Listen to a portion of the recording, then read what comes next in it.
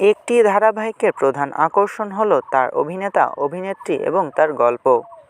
কিন্তু আপনারা কি জানেন, বাংলা ধারাবাহিকের জগতে এমন অনেক অভিনেতা, অভিনেত্রী আছে যারা জন্মগতভাবে বাঙালিই নয়, বরং অবাঙালি।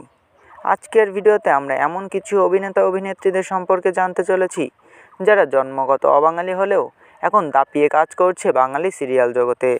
তো কথা না বাড়িয়ে চলুন ভিডিওটি শুরু করা যাক। নেহা আমানদীপ বর্তমানে বাংলা ধারাবাহিকের একটি জনপ্রিয় অভিনেত্রী হচ্ছেন Neha Amandeep.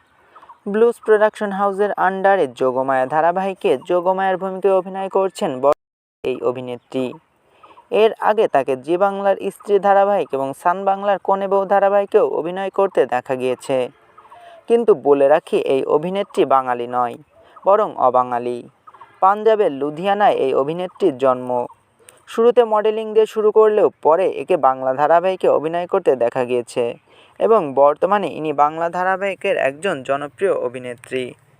An Mary Tom বর্তমান বাংলা ধারাবাহিকের আরও এক জনপ্রিয় অভিনেত্রী হচ্ছে অ্যান মেরি টম, যাকে এর আগে ফাগুনের মোহনা, গ্রামের রানী বিনাপানি ধারাবাহিকে প্রধান চরিত্রে অভিনয় করতে দেখা গিয়েছে। খুবই জনপ্রিয় এই অভিনেত্রীও বাঙালি নন, বরং অবাঙালি। জন্মসূত্রে ইনি কেরালার কন্নড়ে জন্মগ্রহণ করেন। পরে পারিবারিক সূত্রের কারণে চলে আসেন কলকাতায় এবং এখানে বাংলা ধারাবাহিকে অভিনয় জীবন শুরু করেন। স্টার জলসার জনপ্রিয় ধারাবাহিক গ্রামের রানী বিনাপানি ধারাবাহিকের মধ্য দিয়েই টেলিভিশনে ডেবিউ করেন এই অভিনেত্রী।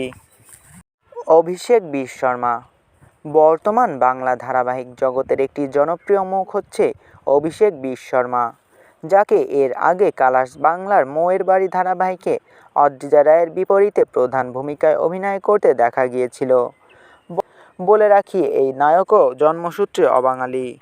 এনার জন্ম হয়েছিল বিহারের পাটনায়, পরে মডেলিং সূত্রে আসা কলকাতায় এবং তারপরেই কাজ শুরু করেন বাংলা ধারাবাহিক জগতে। কুশাল আহুজা বর্তমানে বাংলা ধারাবাহিকের হ্যান্ডসাম হাংদের মধ্যে অন্যতম হচ্ছে কুশাল আহুজা। তিনি বর্তমানে হিন্দিতে ডেবিউ করে ফেললেও তার যাত্রা শুরু হয়েছিল বাংলা ধারাবাহিকের মধ্য দিয়ে। জি বাংলার জনপ্রিয় ধারাবাহিক রানু পেল লটারির মধ্য দিয়ে তিনি বাংলা ধারাবাহিকে নিজের আত্মপ্রকাশ ঘটান। এরপরে তার জনপ্রিয়তা দেখে পরে জি বাংলা আরও এক জনপ্রিয় ধারাবাহিক কী করে বলবো তোমায় ধারাবাহিকে প্রধান চরিত্রে তিনি অভিনয় করেন। সেখান থেকেই পান ব্যাপক জনপ্রিয়তা, আর তারপরে তিনি কাজ শুরু করেন হিন্দি ধারাবাহিকে। বলে রাখি, এই অভিনেতার জন্ম উত্তরপ্রদেশে, সেই হিসেবে ইনিও একজন অবাঙালি। উদয় প্রতাপ সিং বর্তমানে উদয় প্রতাপ সিংকে চেনে না এমন লোক খুঁজে পাওয়া দুষ্কর। মিঠাই ধারাবাহিকে রাতুলের ভূমিকায় অভিনয় করে পেয়েছিলেন ব্যাপক জনপ্রিয়তা। বলে রাখি, এই অভিনেতাও একজন অবাঙালি। কোথা থেকে এসেছেন সেটা তো জানা যায়নি, তবে একবার এক ইন্টারভিউতে উদয় প্রতাপ সিং জানান, প্রথম যখন বাংলা ধারাবাহিকে তিনি কাজ করতেন তার বাংলা পড়তে অসুবিধা হতো, তখন তার কোস্টাররাই তার স্ক্রিপ্ট পড়ে তাকে শোনাতো, যদিও বর্তমানে ততটা সমস্যা হয় না। উদয় প্রতাপ সিংয়ের ইচ্ছা ছিল একজন ক্রিকেটার হওয়ার, কিন্তু ভাগ্যকে বদলাবে বলেন, হয়ে গেলেন একজন অ্যাক্টর এবং এখন জনপ্রিয় একজন অভিনেতা হিসেবেই কাজ করছেন বাংলা ধারাবাহিক জগতে। হানি বাফনা বর্তমান বাংলা ধারাবাহিক জগতের একটি জনপ্রিয় মুখ হচ্ছে হানি বাফনা।